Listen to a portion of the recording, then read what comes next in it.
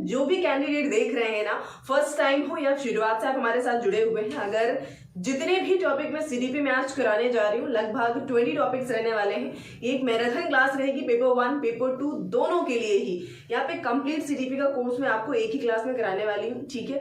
लगभग 20 टॉपिक्स रहेंगे और इस क्लास को देखने के बाद आप सीडीपी में लगभग 30 क्वेश्चन में से 25 मार्क्स स्कोर कर पाओगे, अगर क्लास को आप प्रॉपर अच्छे तरीके से समझ लेते हैं ना। बिकॉज अंडरस्टैंडिंग जरूरी है बनानी, अगर अंडरस्टैंडिंग नहीं बनती है तो फिर मुश्किल हो जाएगा ना। तो समझ बनानी है आपको इस क्लास से अपनी, प्रॉपर 20 टॉपिक्स रहने वाले हैं जिन्हें हम आज की क्लास में कंप्लीट करेंगे ना। तो चलिए शुरू करते हैं और समझते हैं भाई डाइवर्जेंट थिंकिंग क्या होती है, कन्वर्जेंट थिंकिंग क्या है और क्रिटिकल थिंकिंग क्या है, ठीक है। डाइवर्जेंट थिंकर ऐसे बच्चों को कहा जाता है जो बच्चे मतलब जिनके पास किसी भी प्रॉब्लम का मल्टीपल सॉल्यूशन होता है। किसी भी प्रॉब्लम का अगर इनके पास मल्टीपल सॉल्यूशन है, ये कई सारे डायरेक्शन में सोच पा रहे हैं, तो इन्हें हम डाइवर्जेंट थिंकर बोलेंगे, अब सारी सोच वाला बच्चा कहते हैं, ठीक है। और इन्हें ही हम क्रिएटिव बच्चा भी कह सकते हैं। फिर अगर ये आउट ऑफ द बॉक्स जाकर के सोच पा रहे हैं, मान लीजिए ये एक बॉक्स यहाँ पे मैंने बनाया है, एक यहाँ पे, और यहाँ पे क्या होगा ना, कन्वर्जेंट थिंकर्स कौन होंगे, जो इस बॉक्स के अंदर तक ही जिनके विचार सीमित रह जाते हैं ना, इसके बाहर वो नहीं निकल पाते हैं ना। किसी भी प्रॉब्लम का सॉल्यूशन अगर इनसे पूछा जाएगा तो ये एक निश्चित तरीके से ही देंगे, ठीक है, उसके अलावा सोचने में सक्षम नहीं होते, ठीक है। क्योंकि यहाँ पे बच्चा जो होगा ना, ये आउट ऑफ द बॉक्स इनके विचार होंगे, यानी कि उसके बाहर भी निकल के ये मल्टीपल सॉल्यूशन दे पाते हैं किसी भी प्रॉब्लम का,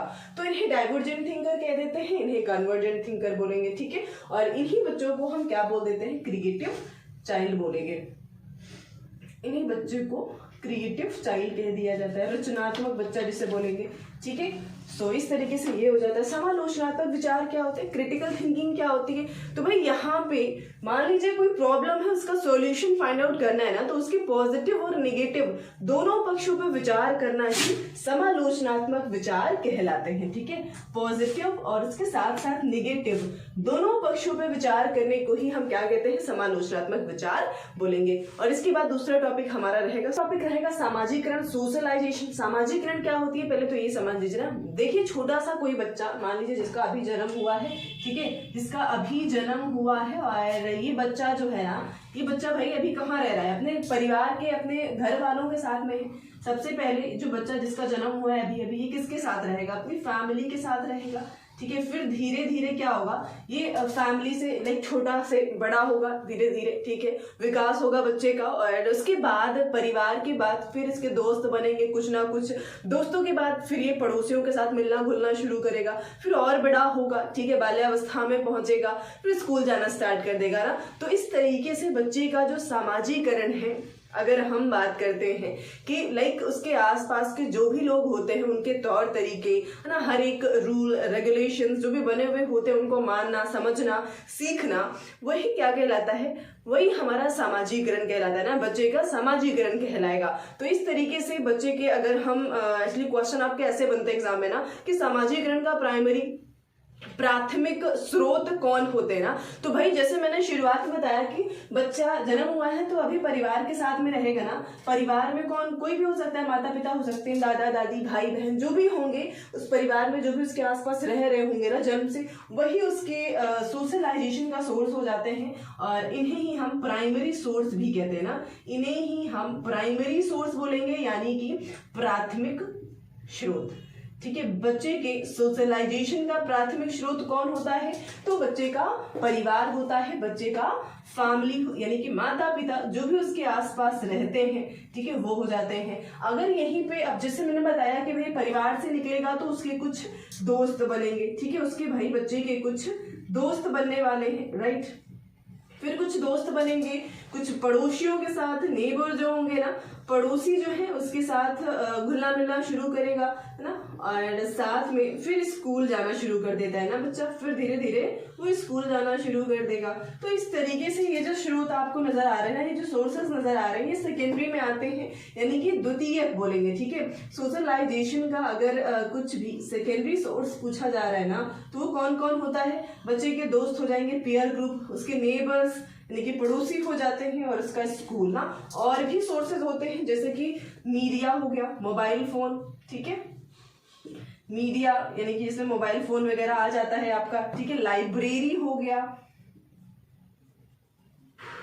तो लाइब्रेरी भी एक तरीके का सोर्स होता है सोशलाइजेशन का, सामाजिकरण का। बट यहाँ पे क्वेश्चन आपका ये भी एक बन जाता है ना कि सामाजिकरण का निष्क्रिय सेकेंडरी में कौन सा आता है ना, यानी कि है तो सेकेंडरी का बट वो निष्क्रिय है एक तरीके से। बच्चे के सामाजिकरण में वो पार्टिसिपेशन तो करता है बट वो है कैसा, वो माहौल जो है वो बच्चे के लिए निष्क्रिय होता है। एक सक्रिय सोर्स होता है, एक निष्क्रिय सोर्स होता है ना। तो बाकी आप जितने देख रहे हो ये सब सक्रिय पार्ट में आते हैं, ठीक है। लेकिन जो मीडिया भी आता है सक्रिय में, जहां पे बच्चा भी एक्टिव होता है ना। लेकिन लाइब्रेरी की बात करते हैं ना, तो लाइब्रेरी सोशलाइजेशन का एक ऐसा स्रोत है जहां पे बच्चा निष्क्रिय रहता है, ठीक है। निष्क्रिय मीन्स टू से कि जहां पे बच्चा भाई लाइब्रेरी में जाएगा, अब वो माहौल ऐसा होता है कि जहां पे उसको शांत रहने की जरूरत होगी, ठीक है। तो यहाँ पे थोड़ा सा वो क्या करेगा, अपने आप में रहता है और अपने आप में ही वहां पे शांति से पढ़ता लिखता है, ठीक है। तो इस तरह से ये जो सोर्स होगा ना सेकेंडरी सोर्स में आएगा, और सक्रिय ना होकर के ये निष्क्रिय सोर्स में आ जाता है, ठीक है। तो इस तरह से क्वेश्चन अगर पूछा जाता है तो भाई आपको ये सारे आंसर करने हैं। प्राइमरी में फैमिली आ जाता है, सेकेंडरी में उसके दोस्त, पड़ोसी, स्कूल, मीडिया, लाइब्रेरी, ये सारे आ जाते हैं। इसके बाद हम तीसरा टॉपिक करेंगे भाई। सो नेक्स्ट टॉपिक रहने वाला है ग्रोथ एंड डेवलपमेंट, और एक साथ में पढ़े जाते हैं हेरिडिटी और एनवायरमेंट ना। तो इन्हें समझ लेते हैं भाई। ग्रोथ का मतलब क्या होता है, ग्रोथ यानी कि वृद्धि हो जाएगा, ठीक है। ग्रोथ का मतलब होता है वृद्धि, और वृद्धि जो होती है ना वो विजिबल होती है। किसी भी बच्चे का जब जन्म होता है और फिर धीरे धीरे उसका विकास होना शुरू हो जाता है, ठीक है। और विकास में वृद्धि भी इंक्लूड होती है, यानी कि विकास एक ब्रॉडर टर्म हो जाता है और वृद्धि एक नैरो टर्म है ना। जो कि वृद्धि में बच्चे का सिर्फ हाइट बढ़ेगा वो हम देख पाते हैं, उसने वेट गेन किया ये हम देख पाते हैं ना। ओवरऑल वो सारी ही चीजें बच्चे में जो बढ़ रही होती हैं और जो हम देख पा रहे होते हैं आंखों से, वो सब वृद्धि में आ जाती हैं। जो चीजें विजिबल नहीं होती ना, जैसे कि बच्चे का दिमाग ना, वो हम सिर्फ महसूस करते हैं कि भाई बच्चे में लाइक मानसिक विकास भी हो रहा है ना, कॉग्निटिव डेवलपमेंट हो रहा है, उसका सामाजिकरण हो रहा है, ठीक है, नैतिकता उसमें आ रही है। तो ये सारी जो चीजें होती है ना, ये सब आपके विकास में आ जाती है, जिन्हें हम सिर्फ महसूस कर पाते हैं, देख नहीं पाते ना। तो ये बच्चे के वृद्धि और विकास में डिफरेंस हो जाता है सिंपली। ये एक ब्रॉडर टर्म है, यानी कि ये क्वालिटी और क्वांटिटी, भाई बच्चे की क्वालिटी प्लस क्वांटिटी दोनों ही साथ में लेकर के चलते हैं, ठीक है। यानी कि ये अपने आप में वृद्धि को लेकर के चलता है, ठीक है, डेवलपमेंट। जबकि यहाँ पे सिर्फ और सिर्फ बच्चे में क्वांटिटी में फर्क होता है ना, क्वांटिटी में यानी कि मात्रात्मक रूप से, ठीक है। बच्चे की सिर्फ मात्रा बढ़ती है, यानी कि हाइट बढ़ेगा, वेट गेन करेगा और ये सारी चीजें हो जाती हैं। तो आप अभी डिफरेंस कर पाओगे कि भाई वृद्धि और विकास में क्या डिफरेंस होता है ना, और इजीली कोई भी क्वेश्चन आएगा तो आप कर पाएंगे। अभी यहाँ पे बहुत ज्यादा इंपॉर्टेंट है डेवलपमेंट में, ठीक है। डेवलपमेंट में इंपॉर्टेंट है आपके यहाँ पे प्रिंसिपल्स पूछे जाते हैं ना कि विकास के। और भाई विकास के बारे में आपको ये भी पता होगा कि एक पॉइंट और याद आ गया, ये भी सुन लीजिएगा भाई। वृद्धि जो होती है वो सीमित होती है ना, एक सीमित समय तक होती है। हो सकता है 20 साल तक, 18-20 साल जो भी होना होता है वो बच्चे में इतने सालों तक ही वृद्धि देखने को मिलती है। जबकि विकास जन्म से लेकर के, ठीक है, विकास जो होता है ना ये जन्म से मृत्यु तक होती है, जन्म से मृत्यु तक विकास होता रहता है ना। किन क्षेत्रों में होता है ये आप समझ चुके हो। अभी हम समझते हैं भाई इसके प्रिंसिपल कौन कौन से हैं जो आपके पूछे जाते हैं ना। भाई सबसे मोस्ट इंपॉर्टेंट डायरेक्शन की बात आती है। जब भी हम विकास की बात करते हैं, विकास जो है वो दो तरीके से होता है, दो डायरेक्शंस में होता है। पहला है जिसे हम सेफेलोकॉर्डल कहते हैं,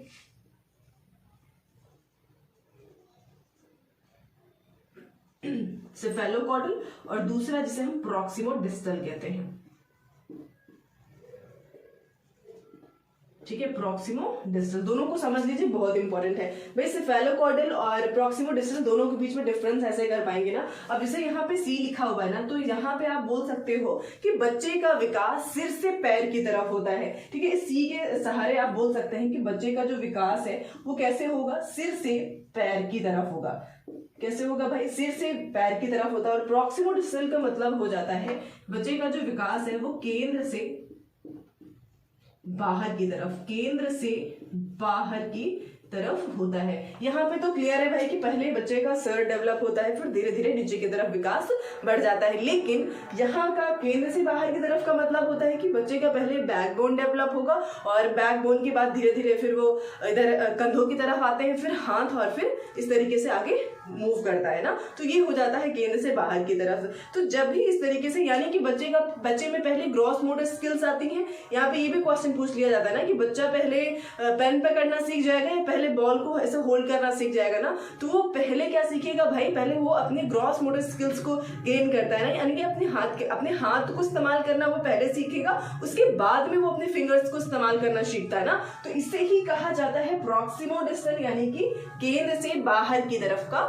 विकास। ग्रॉस मोटर स्किल्स जहां पे बच्चा अपनी बड़ी मसल्स का इस्तेमाल करता है, फाइन मोटर स्किल्स जहां पे बच्चा अपनी छोटी मसल्स का इस्तेमाल करके, जैसे कि पेन पकड़ना हो गया, सुई में धागा डालना हो गया ना, और ग्रॉस मोटर स्किल्स जहां पे बच्चा दौड़ना सीख रहा है, चलना सीख रहा है ना, हाथ को मूव करना सीख रहा है। तो ये सारी चीजें आपकी ग्रॉस मोटर स्किल्स हो जाती हैं। आई होप ये समझ गए होंगे आप। इसके बाद और विकास जो होता है वो एक तरीके से कहा जा सकता है कि सामान्य से विशिष्ट की तरफ होता है। ठीक है, सामान्य से विशिष्टता की तरफ बच्चा धीरे धीरे बढ़ता है। और विकास जो है ना, विकास में इंडिविजुअल डिफरेंसेस देखने को मिलती हैं, यानी कि बच्चे का जो विकास है वो हर बच्चा जो है ना अपने रेट पे डेवलप होगा, अपने पेस पे डेवलप होता है। यानी कि अगर जिस बच्चे का जैसा एनवायरमेंट रहेगा, जैसा समाज रहेगा, जैसी संस्कृति उसको मिलेगी, हर एक चीज प्रभावित करती है बच्चे के विकास को। ठीक है, तो वो उन सब चीजों से प्रभावित होता है और वो इंडिविजुअल डिफरेंसेस के नाम से हम जानते हैं। यानी कि हर बच्चा व्यक्तिगत रूप से डिफरेंट होता है। और ये भी देखने को मिलता है कि कुछ बच्चे बहुत जल्दी बोलने लग जाते हैं और कुछ बच्चे थोड़ा सा लेट में बोलना शुरू करते हैं ना। तो इसका मतलब क्या है कि हर बच्चे में विकास पैटर्न को तो फॉलो करता है कि भाई एक ना एक दिन तो बोलेगा। वो अलग बात है कि अगर कोई ऐसी दिक्कत नहीं हो गई है तो बोलेगा तो बच्चा, पर ये हो सकता है कि कोई जल्दी बोलता है, कोई थोड़ा सा लेट में बोलना शुरू करता है ना, कोई जल्दी चलना शुरू कर देता है, कोई थोड़ा सा 1-2 महीने बाद चलना शुरू करता है। तो इसे ही हम कहते हैं इंडिविजुअल डिफरेंस। ठीक है, व्यक्तिगत विभिन्नता, ये चीज हो गई। और भाई विकास जो है ना स्पाइरल होता है, ऐसे जिग जैग मोशन में चलेगा। मतलब कभी विकास काफी तेजी से होता है, जैसे कि इन्फेंसीहुड में ना, जब बच्चा सातवावस्था में होता है, उसका जन्म हुआ होता है अभी भाई 0 से 2 साल का, यानी कि जन्म से 2 साल का होता है, उस वक्त विकास जो है ना काफी तेजी से होता है। ठीक है, बच्चे का शारीरिक विकास हो, मानसिक विकास हो, है ना, हर एक चीज। लेकिन जैसे ही वो चाइल्डहुड में डेवलप एंटर करता है, जैसे ही बाल्यावस्था में एंटर करेगा बच्चा ना, यहाँ पे 0 से 2 साल का होता है और यहाँ पे 2 से, पूरा बाल्यावस्था का अगर हम देखते हैं ना तो भाई ये आपका 2 से 3 से 18 साल मान के, सॉरी 18 बोल रही हूँ, 12 साल मान के चल सकते हैं। ठीक है, इसे पूरा बाल्यावस्था का काल कहते हैं। बट बाल्यावस्था आपके 2 भागों में होती है, एक पूर्व बाल्यावस्था, एक आपका उत्तर बाल्यावस्था होता है। पूर्व बाल्यावस्था की जो उम्र होती है वो 3 से 6 साल होती है। ठीक है, 3 से 6 साल होती है और बाकी बचा हुआ 7 से 12 आपका उत्तर बाल्यावस्था हो जाता है। तो खैर यहाँ पे थोड़ा सा स्लो होगा विकास बच्चे का, थोड़ा धीरे धीरे होता है। ठीक है, इस तरीके से इसे हम कह सकते हैं कि जो डेवलपमेंट है वो कैसा होता है, रैखिक ना होकर के, लीनियर ना होकर के, वो कैसा होता है भाई, स्पाइरल होता है, जिगजैग होता है। आई होप ये कॉन्सेप्ट आप समझ पाए होंगे। आते हैं यहाँ पे भाई, हमें जल्दी जल्दी भी समझने की कोशिश करनी है बिकॉज आपके 20 टॉपिक्स है ना। सो हेरिडिटी और एनवायरनमेंट। अब आपसे हेरिडिटी नहीं पूछता वो ना, एनवायरनमेंट नाम से नहीं देगा। इन्होंने भाई अपने आप को अपडेट कर लिया है ना, और अपडेट करके क्या दिया है, हेरिडिटी को ये कहते हैं भाई, क्या कहते हैं, नेचर कहते हैं।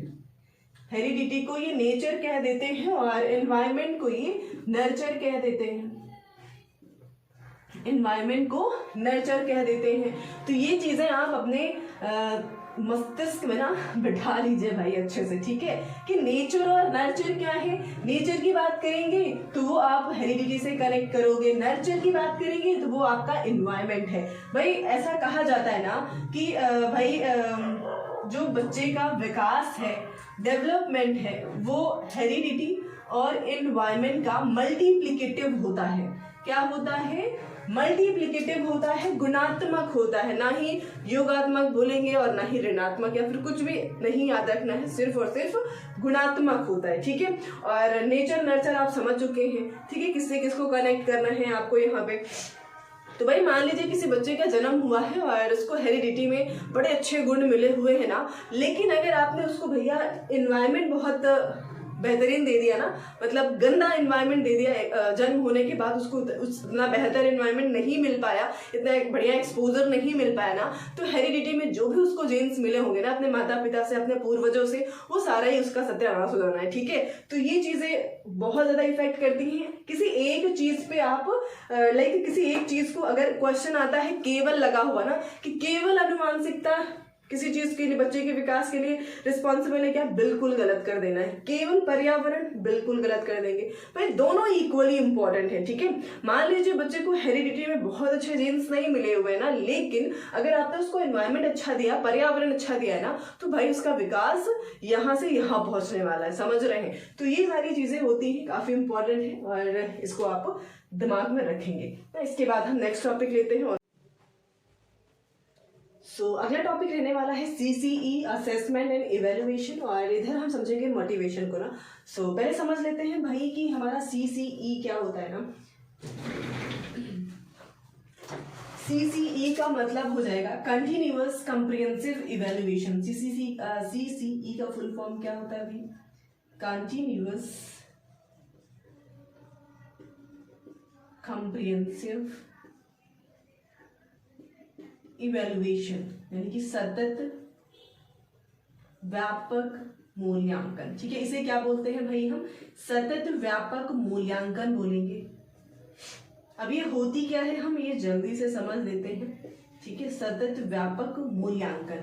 भाई जो CCE है काफी इंपॉर्टेंट है, बिकॉज आपको ऑप्शन में कहीं भी नजर आता है, आपका आंसर ये होना चाहिए फिर वहां पे। ठीक है, अकॉर्डिंग टू क्वेश्चन, खैर आपको देखना पड़ेगा। और NEP हो हमारा, NEP 2020 और NCERT 2005, उन सभी में कहा गया है कि जो हमारा मूल्यांकन है वो CCE और असेसमेंट यानी कि फॉर्मेटिव असेसमेंट पे होना चाहिए बेस। ठीक है, ना कि समेटिव असेसमेंट आप करोगे। इस चीज पे बिल्कुल सपोर्ट नहीं किया गया है। और ये सतत व्यापक मूल्यांकन क्या होता है? तो भाई यहाँ पे एक्चुअली व्यापक तरीके से आपको बच्चे का मूल्यांकन करना है, और सतत तरीके से भी। सतत यानी कि डेली बेसिस पे आप बच्चों का मूल्यांकन कर सकते हो, डेली, वीकली या डेली कर सकते हैं, यानी कि डेली आपने एक आध क्वेश्चन पूछ लिया, डेली, वीकली या मंथली बेसिस पे। ठीक है, या फिर मंथली बेसिस पे आप बच्चों का मूल्यांकन कर पाएंगे, उसे ही सतत कह देते हैं। व्यापक यानी कि जहां पे बच्चे के शैक्षिक के साथ साथ सह शैक्षिक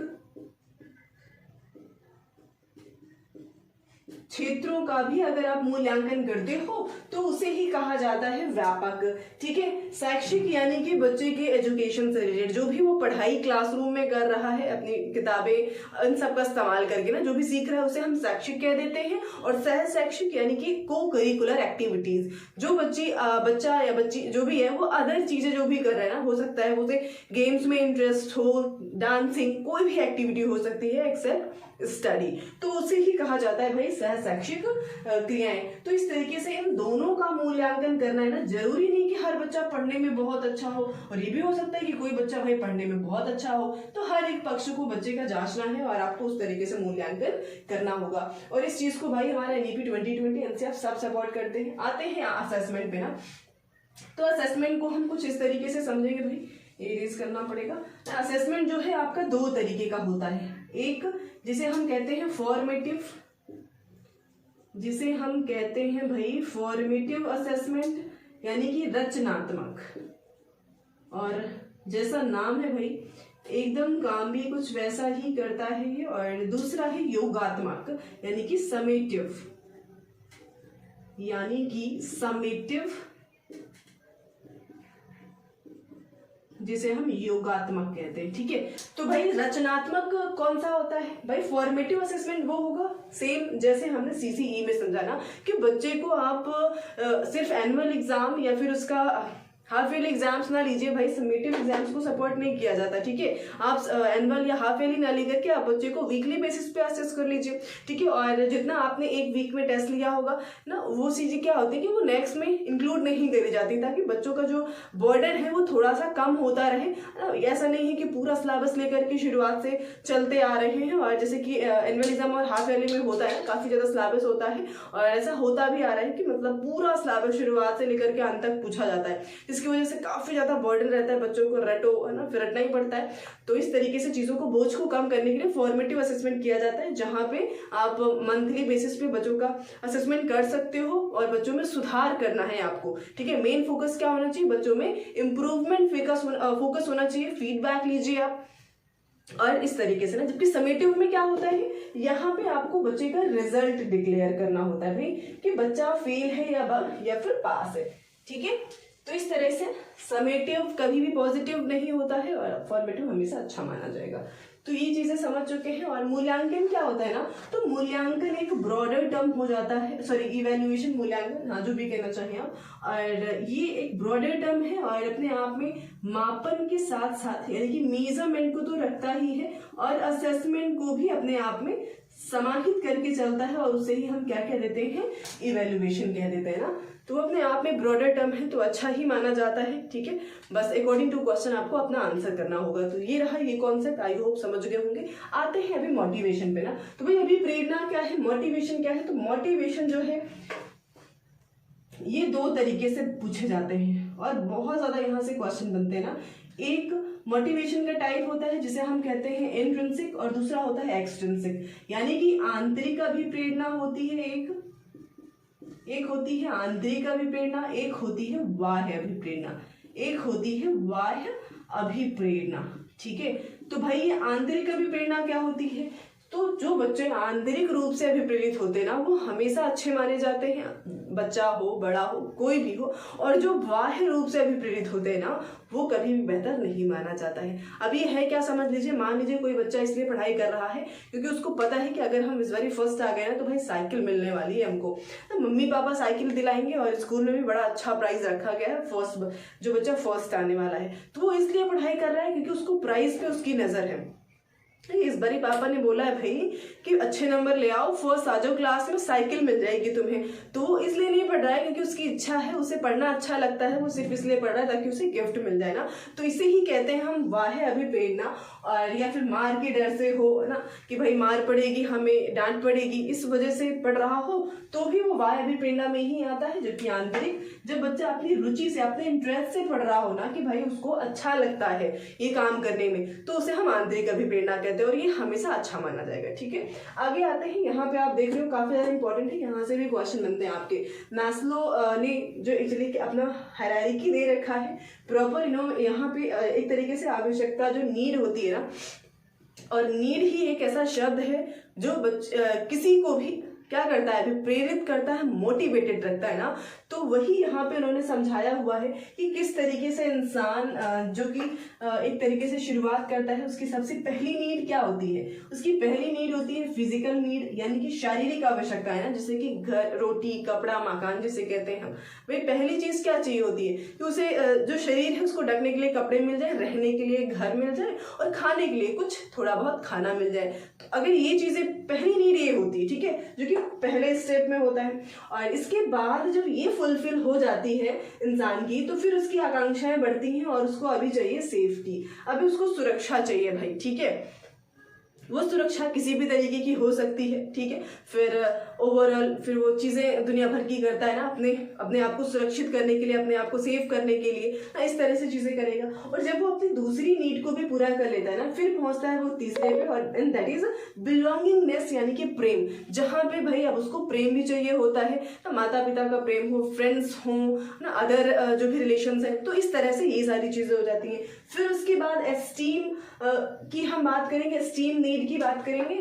तो ये हो जाता है सम्मान पाने की आवश्यकता। भाई उसे अब समाज में सम्मान भी चाहिए ना, अब वो अच्छा खासा खा रहा है, कमा रहा है ना, अपना सेफ्टी प्रॉपर लेकर के चल रहा है, हर एक चीज उसके पास है, तो अब सम्मान भी चाहिए। ठीक है, तो सेल्फ स्टीम की बात कर लेते हैं। फिर लास्ट और मोस्ट इंपॉर्टेंट, जिसे सबसे उच्च स्तर भी माना जाता है, इसको सबसे निम्न स्तर मानते हैं, इसको सबसे उच्च स्तर मानते हैं ना, जिसे सेल्फ एक्चुअलाइजेशन बोलेंगे, जिसे आत्मसिद्धि का सिद्धांत भी बोल सकते हैं ना। तो इस जगह पे पहुंचना थोड़ा सा डिफिकल्ट होता है, जिससे कि आपने साधु महात्माएं देखे होंगे। ठीक है, तो वो यहाँ पे पहुंचते हैं और इस तरह से ये पूरी नीड है, हायरार्की है, जो कि भाई मैस्लो की है, और यहाँ से क्वेश्चन बनते हैं आपके ना।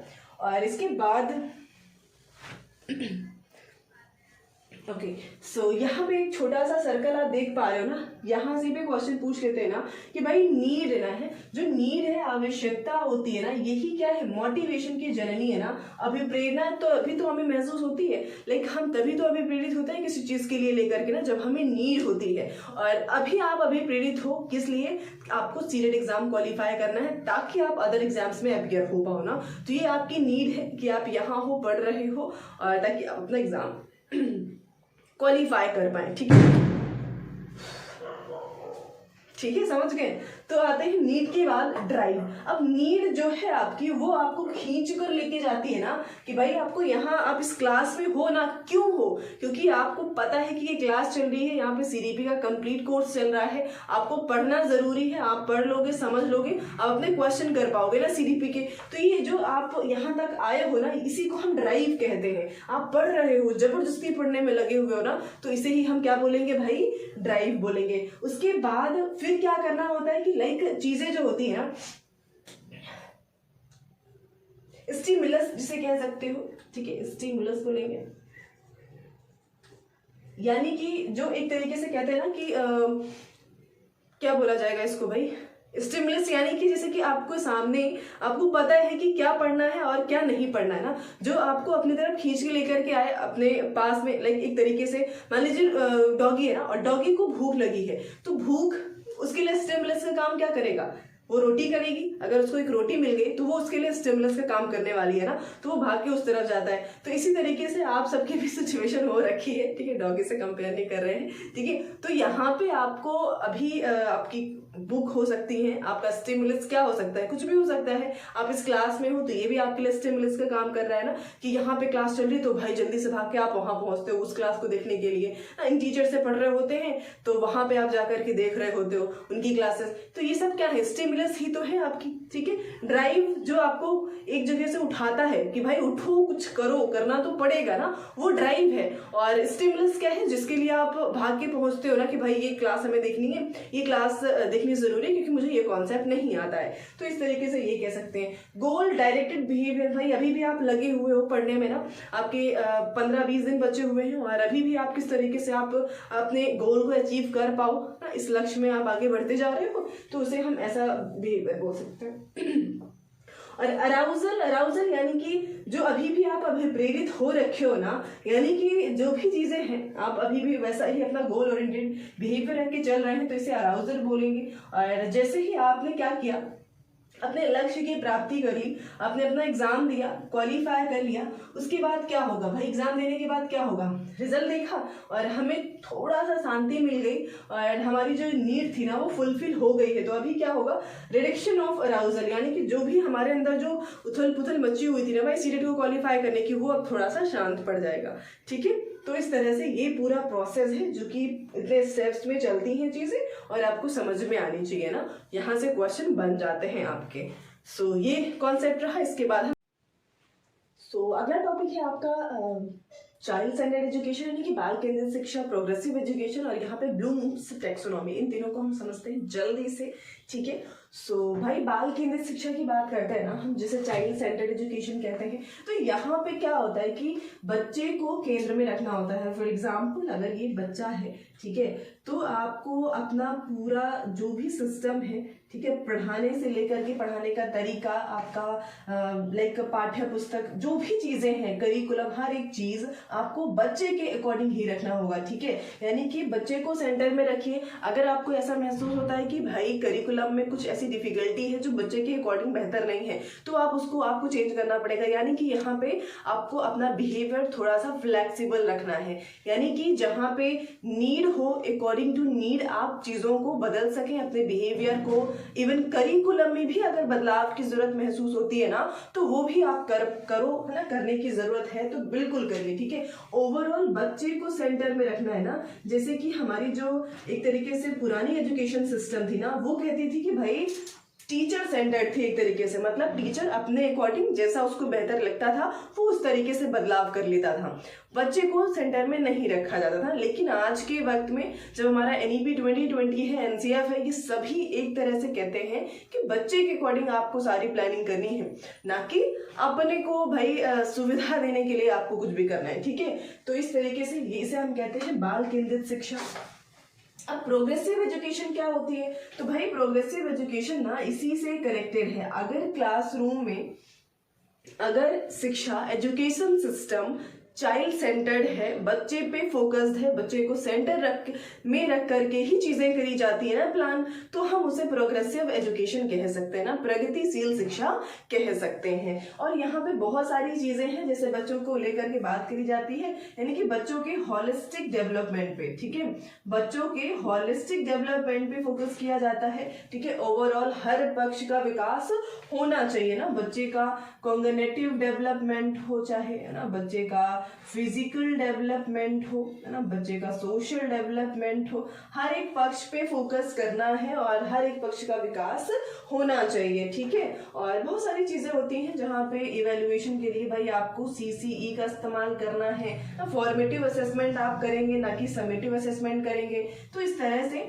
उसे ही हम भाई प्रोग्रेसिव एजुकेशन कह देते हैं ना। आते हैं ब्लूम्स टैक्सोनॉमी को, और ये रिवीजन के व्यू से आपको क्लासेस दी जा रही है ना, तो भाई रिवीजन के व्यू से मैं आपको पढ़ा रही हूँ और जितना मैं समझा रही हूँ आपको बस स्पीड वीडियो की थोड़ी सी इंक्रीज करके, ठीक है, और जल्दी जल्दी चीज़ों को सुनते जाना है, ठीक है। ऑलरेडी हमारी जो कोर्सेज हैं वो मैंने कंप्लीट करा दिया था, नोट्स वगैरह सब कुछ आपको प्रोवाइड करा दी थी, यहाँ पे सिर्फ और सिर्फ रिवीजन करना है आपको।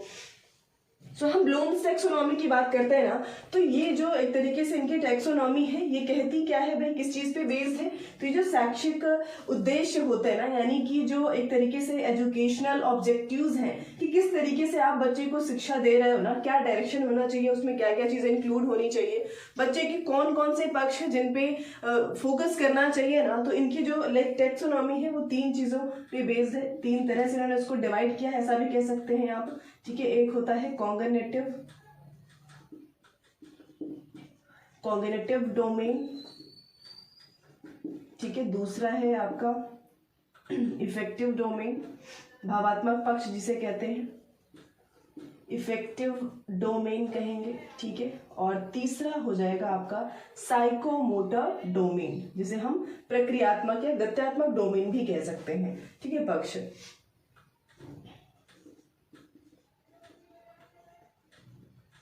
Psychomotor domain. अब यहाँ पे सीटेट के एग्जाम में ना तीनों नहीं पूछे जाते हैं, ये वाला और ये तीनों नहीं पूछे जाते हैं आपसे, क्वेश्चन यहाँ पे बनते हैं डिटेल में, यहाँ से पूछे जाते हैं। आपको ये पता होना चाहिए कि ब्लूम्स टैक्सोनॉमी जो है इन्होंने इसको 3 पार्ट में डिवाइड किया है, जो यानी कि शिक्षा के जो उद्देश्य होते हैं, शैक्षिक उद्देश्य क्या क्या होते हैं ना हमारे, तो उनको इस तरह से उन्होंने डिवाइड किया हुआ है। और यहाँ पे क्या चीजें इंक्लूड होती हैं, इसी के लिए मैंने ये फिगर बनाया हुआ है, ठीक है भाई। जो कॉग्निटिव डोमेन है, संज्ञानात्मक पक्ष है, यहाँ पे बच्चे की बुद्धि से रिलेटेड चीजें दी हुई होती हैं और चीजें जो है डिवाइडेड, ये आप देख पा रहे हो ना, ये लो लेवल से हाई लेवल की तरफ बच्चे के जो शैक्षिक उद्देश्य है ना, किस तरीके से वो अचीव करता है उसको एक्सप्लेन किया गया ना, लो से हाई की तरफ। तो चलिए समझते हैं। ये ट्राइंगल आप देख पा रहे हो, इस ट्राइंगल में सबसे लोवेस्ट लेवल पे है आपका ज्ञान, जिसे हम कहते हैं नॉलेज, ठीक है। तो भाई ज्ञान जो है ना, ज्ञान इस चीज पे फोकस्ड होता है कि बच्चे को आप चीजें रटाइए, ठीक है, उसे रिकॉल कराइए, तो ये थोड़ा सा इसको एक निम्न स्तर का माना जाता है, लो लेवल का होता है। इसके बाद सेकंड पे आता है बोध, जिसे हम अंडरस्टैंडिंग कहते हैं, यानी कि बच्चे की अंडरस्टैंडिंग पे आपको काम करनी होगी, समझ पे काम करनी होगी, ठीक है। तीसरा है आपका अनुप्रयोग, जिसे हम एप्लीकेशन कहते हैं। जो चीजें आपने सिखाई है बच्चा उसको अभी चीजों पे अप्लाई करना सीखेगा, अनुप्रयोग करना सीखेगा, ठीक है। और इसके बाद नेक्स्ट है विश्लेषण। भाई बच्चे ने जो भी चीजें एसिमिलेट करी हुई है, आत्मसात की है, उनको छोटे छोटे पार्ट्स में डिवाइड करके उस पर प्रॉपर विश्लेषण करना वो सीखेगा, अपनी समझ बिठाना ना, जो भी चीजें हैं उस तरीके से वो चीजों को कर पाता है, ठीक है। और संश्लेषण क्या होता है? सिंथेसिस करना। तो भाई संश्लेषण का मतलब ये होता है कि मान लीजिए बच्चे के सामने कोई ऐसी चीजें हैं, प्रॉब्लम्स हैं जो छोटे छोटे पार्ट्स में डिवाइड हो रखी हैं, तो वो क्या करेगा? पहले उन सभी चीजों को कलेक्ट करेगा, है ना, और फिर उनको प्रॉपर सॉल्व करने की वो कोशिश करता है। यानी कि चीजें अलग अलग होती हैं, उनको इकट्ठा करेगा और उसके बाद एक एकीकरण तरीके से कह सकते हो ना, इंटीग्रेटेड मैनर में फिर उनको चीजें साथ में रख करके उस पर अपने विचार वो व्यक्त करता है। इसे ही हम संश्लेषण कहेंगे। और लास्ट और सबसे भाई जो हाई लेवल का माना जाता है वो हो जाएगा मूल्यांकन, इवेल्युएशन जिसे कहते हैं। और इवेल्युएशन के बारे में मैंने आपको अभी समझाया ही है कि भाई एक ब्रॉडर टर्म है जो अपने आप में मापन के साथ साथ असेसमेंट को लेकर के, आकलन को लेकर के चलता है, ठीक है। तो इस तरह से ये ब्लूम्स टैक्सोनॉमी है और इम्पोर्टेंट है, यहाँ से क्वेश्चन बनते हैं ना। तो ये पूछ लिया गया कि कितने लेवल्स में इन्होंने जो कॉग्निटिव डोमेन है उसको डिवाइड किया है, कि टोटल आपके 6 हो जाते हैं ना, 1 2 3 4 5 6, टोटल 6 में है। अब हो सकता है कोई ऐसा इनमें से कोई नाम उठा के दे दिया जाए और पूछ लिया जाए, बता दीजिए भाई, मतलब 3 इसमें से होंगे और एक यहाँ से कहीं से दे दिया जाएगा और पूछ लिया जाएगा कि बताइए भाई कौन सा जो कॉग्निटिव डोमेन में नहीं आता है ना। तो इस तरह से क्वेश्चन यहाँ से बनते हैं। तो आपको ये याद होगा तो आप इसलिए आंसर कर पाओगे। तो चलिए नेक्स्ट टॉपिक को देखते हैं जल्दी से। सो अभी हम इन 3 टॉपिक को कंप्लीट करने वाले हैं, ब्रूनर, एनईपी 2020 और एनसीएफ 2005। भाई ब्रूनर की थ्योरी ये भी संज्ञानात्मक विकास से संबंधित है, ठीक है। कॉग्निटिव डेवलपमेंट पे इन्होंने भी बात करी है बच्चे के संज्ञानात्मक विकास पर। जैसे कि जीन पियाजे बात करते हैं, उन्होंने भी अपनी थ्योरी को स्टेजेस में 4 स्टेजेस में डिवाइड करी थी और इन्होंने अपनी थ्योरी को 3 स्टेजेस में डिवाइड करी है ना। जीन पियाजे मैं आपको नहीं करा रही हूँ बिकॉज अभी रिसेंट मैंने आपको रिवीजन क्लास में जीन पियाजे बहुत अच्छे से पढ़ाया हुआ है, तो वहां से जाकर के अगर आपको कोई भी डाउट हो इस थ्योरी से रिलेटेड वहां से आप देख लीजिएगा, ठीक है। तो यहाँ पे आते हैं वापस हम। तो भाई 3 स्टेजेस में डिवाइड किया है। पहला है सक्रिय अवस्था जिसे इनएक्टिव स्टेज कहते हैं, और यहाँ पे बच्चा ना प्रॉपर सक्रिय रह के अपने सेंसेस के थ्रू सीखता है, चीजों को टच करके, फील करके, है ना, देख करके, इस तरह से वो सीखना शुरू करेगा फर्स्ट स्टेज में। और इनएक्टिव स्टेज जिसे कहते हैं सक्रिय अवस्था। नेक्स्ट है आइकॉनिक स्टेज, प्रतिष्ठित चरण। यहाँ पे बच्चा जो होगा ना ये क्या करेगा? चित्रों के माध्यम से, पिक्चर्स के माध्यम से, है ना। फॉर एग्जाम्पल अगर हम देखते हैं, मान लीजिए कोई एक बुक है और इस बुक में क्या होगा, इस बुक से पहले बच्चा बुक का कोई इस्तेमाल नहीं करता है, ठीक है। वो पहले अगर इसके पास होगा इस स्टेज में, पहली स्टेज में, तो इस बुक से ही खेलेगा। वो दूसरे स्टेज में आएगा तो उनके अंदर जो पिक्चर्स बने हुए होते हैं ना, वो उनको देख देख करके, जो लिखा होगा उससे कोई मतलब नहीं होगा, पिक्चर्स को देख करके वो अच्छा लगेगा उसे, है ना, मतलब जो भी है एंजॉय करेगा, देखेगा, इस तरह से होता है। फिर जब तीसरे स्टेज में पहुंचता है ना, ये प्रॉपर अमूर्तता कह सकते हैं बच्चे में आ जाती है और इसके अंदर की जो कॉन्सेप्ट्स होंगे ना, अभी इस बुक में जो भी चीजें लिखी होंगी उससे भी मतलब अब बच्चे को हो जाएगा, ठीक है। अभी वो इन चीजों को भी समझने लग जाता है। तो इस तरीके से हम कह सकते हैं भाई ये 3 स्टेजेस है जो कि ब्रूनर की है, काफी इंपॉर्टेंट हो जाती है।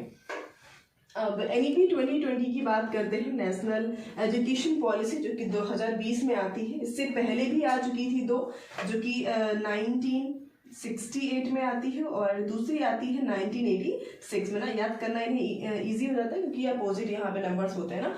तो और तीसरी हमारी एनईपी 2020 है जो लगभग 33-34 साल के बाद में इसको अपडेट किया गया ना। और अपडेट क्या किया गया कि पहले चल रहा था सिस्टम 10+2 का, अभी उसको खत्म करके शुरू कर दिया गया है आपका भाई कॉन्सेप्ट है 5+3+3+4 का ना। ये आपको याद होना चाहिए, ये आपके एग्जाम में पूछा जा सकता है और इन्हीं को एक्सप्लेन कर रही हूँ मैं आपको इस 4 स्टेजेस के माध्यम से, ठीक है। पहला है फाउंडेशनल स्टेज जिसे हम मूलभूत अवस्था बोलेंगे, और फाउंडेशनल स्टेज में बच्चे का प्रिपरेटरी स्टेज भी आ जाता है जो आंगनवाड़ी में और जैसे कि केवीएस वगैरह में अभी इसको हम जानते हैं भाई, क्या कहते हैं उसको, बाल वाटिका के नाम से। यस, सो अभी केवीएस में अभी ये सब चीजें नहीं थी बट अभी वहाँ पे बाल वाटिका भी चलने लग गया है। और बाल वाटिका जो होता है ना, यहाँ पे टीचर जो है परमानेंट नहीं रखे जाते हैं, ठीक है। उनको संविदा पे ही रखा जाता है, कॉन्ट्रेक्चुअल बेस्ड टीचर लिए जाते हैं और 1 साल के लिए जो भी जिस तरीके से उनका रूल होता है। और वहाँ पे भी प्राइमरी और प्री प्राइमरी चलाया जाता है। प्राइमरी बोल रही हूँ भाई, प्री प्राइमरी ही बोलेंगे जिसे हम बाल वाटिका बोलेंगे, ठीक है, केजी नर्सरी जिसमें क्लासेस आ जाती हैं। तो यहाँ पे बच्चे की जो उम्र हो जाएगी वो 3 से 8 साल का होगा और जो अपनी एजुकेशन वो कंप्लीट करेगा ना, एक तो प्री स्कूल हो जाएगा, ठीक है, और उसके बाद क्लास 1 और 2 भी बच्चा यहीं पे कंप्लीट कर लेता है फाउंडेशनल स्टेज में ही ना। और उम्र जो हो जाएगी 3 से 8 साल की हो जाती है। प्रिपरेटरी स्टेज जहाँ पे बच्चा 8 से 11 साल का हो जाएगा और जो क्लासेस है वो 3 से 5 ये कंप्लीट कर लेगा यहाँ पे। जैसे कि मिडिल स्टेज में पहुंचता है 11 से 14 साल का हो जाता है बच्चा और यहाँ पे जो क्लासेस है वो 6 to 8 कंप्लीट कर लेगा। लास्ट और चौथा स्टेज हो जाएगा सेकेंडरी स्टेज जिसे हम कहते हैं, यहाँ पे 14 से 18 साल का हो जाता है और 9 से 9, 10, 11, 12 ये क्लासेस अपनी कंप्लीट कर लेगा ना। तो इस तरीके से ये 4 स्टेजेस हैं जिन्हें 5+3+3+4 के कॉन्सेप्ट में आप समझ सकते हो, ठीक है। अब जैसे यहाँ पे आप देख रहे हो ना कि क्लास 1, 2 तो यहाँ पे ये 2 क्लासेस हो गई, साथ में आपका प्री स्कूल वाला जो हो गया ना, कि ओवरऑल मिलाकर के 5 आपका हो जाता है। इस तरीके से यहाँ पे देखोगे ना तो आप कंप्लीट कर पाओगे। ये 3 क्लासेस यहाँ पे आती हैं, फिर 3 क्लासेस यहाँ पे आती हैं, फिर यहाँ पे 4 क्लासेस आती हैं ना। तो ये 5+3+3 का कॉन्सेप्ट है, आप समझ पाए होंगे आई होप। आते हैं यहाँ पे एनसीईआरटी पे, नेशनल करिकुलम फ्रेमवर्क। एक फ्रेम तैयार किया गया ना कि भाई बच्चे जो है उनका क्या करिकुलम होना चाहिए, क्या पाठ्यक्रम होना चाहिए ना, ताकि उनका जो बोझ है वो कम, बोझ कैसा भाई, वो ज्ञान का भी बोझ और साथ में उनके जो पीठ पे लदा हुआ होता है ना, जो स्कूल लेकर के बढ़िया टांग के ले जाते हैं, रोज आते हैं, उसको भी कम करने की बात करी जाती है। और यहाँ पे कोशिश करी गई ना काफी हद तक। और साथ में उन्होंने, मैं इसका जो कॉन्सेप्ट टैगलाइन रखा गया था ना वो भी यही था कि लर्निंग विदाउट बर्डन, यानी कि बिना बोझ के शिक्षा बच्चों को दी जा सके ना, उनका बोझा कम हो जाए, इस पे फोकस किया गया था। और कुछ पॉइंट्स थे जिन्हें मैंने आपको बहुत छोटे में सब कुछ देने की कोशिश करी है, तो ध्यान से सुनिएगा, ठीक है। तो एनसीएफ, इससे पहले भी और एनसीएफ आ चुके थे, जैसे कि 1975 में आया था, ठीक है, 1975 में आया था, फिर 1988 में आता है, फिर 2000 में आएगा और उसके बाद 2005 में आता है ना। तो ये एनसीएफ थे, यानी कि चौथे नंबर का था, जो कि अभी रिसेंट में आपके एग्जाम में पूछा भी जाता है ना। एनसीएफ 2022 भी आया है, पर वो सिर्फ और सिर्फ फाउंडेशनल स्टेज के लिए है ना, तो खैर उसको मैंने पढ़ाया भी नहीं और उससे ज्यादा क्वेश्चन बन भी नहीं रहा है अभी आपका, यहाँ से बनता है और वो मैं आपको बता रही हूँ। तो इस पे फोकस क्या किया गया, पहली चीज तो आप समझ गए, इसको लागू किसने किया था, एनसीईआरटी के थ्रू लागू किया गया था भाई,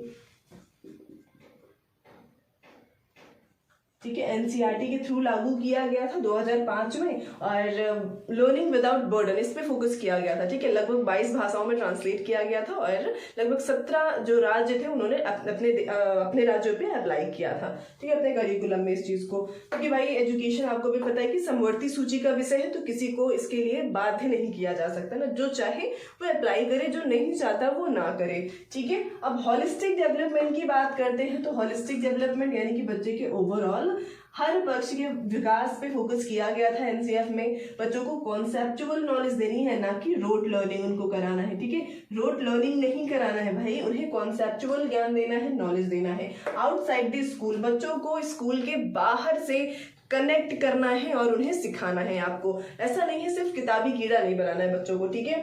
डेमोक्रेटिक माहौल होना चाहिए भाई क्लासरूम का। ऐसा नहीं है कि टीचर आ रहा है बस एकदम ना क्लास में सन्नाटा छा जा रहा है, ऐसा माहौल नहीं होना चाहिए ना। एक फ्रेंडली नेचर बच्चों के साथ होना चाहिए, ताकि आपके साथ वो शेयर करने में, छोटे बच्चे होते हैं ना, और वो तभी आपके साथ घुल मिल सकते हैं जब आप उनके साथ एक बेहतर बिहेवियर रखोगे ना, एक हेल्दी एनवायरनमेंट बनाइए क्लास का, ताकि बच्चे आपके साथ कनेक्ट कर सके, अपनी प्रॉब्लम्स आपके साथ शेयर कर सके, ठीक है।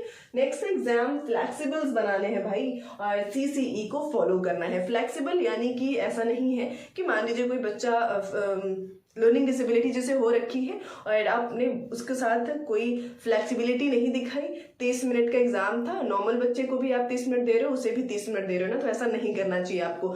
थोड़ा सा उस टाइम ड्यूरेशन को आप उस बच्चे के लिए बढ़ा सकते हो ना, कि भाई 10-5 मिनट उसे एक्स्ट्रा दे दीजिए, क्योंकि उसे लर्निंग डिसेबिलिटी हो रखी है। तो इस तरह से आपको अपने नेचर को फ्लेक्सिबल बना के रखना है, और भी जो बेहतर हो सकता है उसके लिए आप वो कर लीजिए ना। कोई बच्चा जिसे देखने में प्रॉब्लम हो रही है क्लास में और वो पीछे बैठा हुआ है, तो आप उसके लिए बेहतरी के लिए क्या कर सकते हो, उसे डॉक्टर को दिखवाइए या फिर उसे आप क्लास में थोड़ा सा आगे रखिए ना, इस तरह से आप बच्चों के लिए कर सकते हैं। तो ये सारी चीजें थी जो कि एनसीएफ हमारा कहता है। और आपको और हाँ, मोस्ट इंपॉर्टेंट ना, जो यहाँ पे लिखा नहीं है मैंने, टीचर क्या होता है भाई, टीचर एक फैसिलिटेटर का काम करेगा, सुविधादाता का। इस शब्द को रट लीजिए भाई, ठीक है, एग्जाम में छपा हुआ मिल जाता है आपको।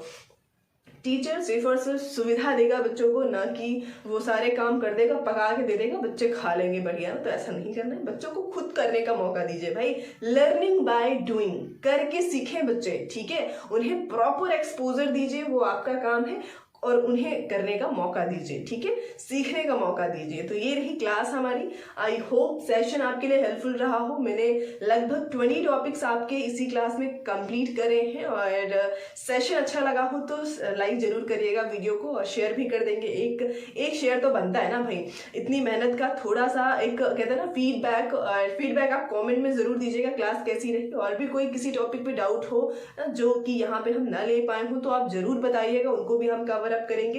खैर इतने टॉपिक अगर आप कर रहे हो ना तो मतलब अच्छा खासा स्कोर आपका बनेगा, ये तो कंफर्म्ड है। लेकिन भाई पूरी कहते हैं ना कि ईमानदारी के साथ करिए और प्रैक्टिस करते रहिए ना, बिना प्रैक्टिस के सब कुछ जीरो है, इतना मान के चलिए आप, ठीक है। तो आज के लिए इतना ही रखते हैं, मिलते हैं नेक्स्ट क्लास में। Thank you so much.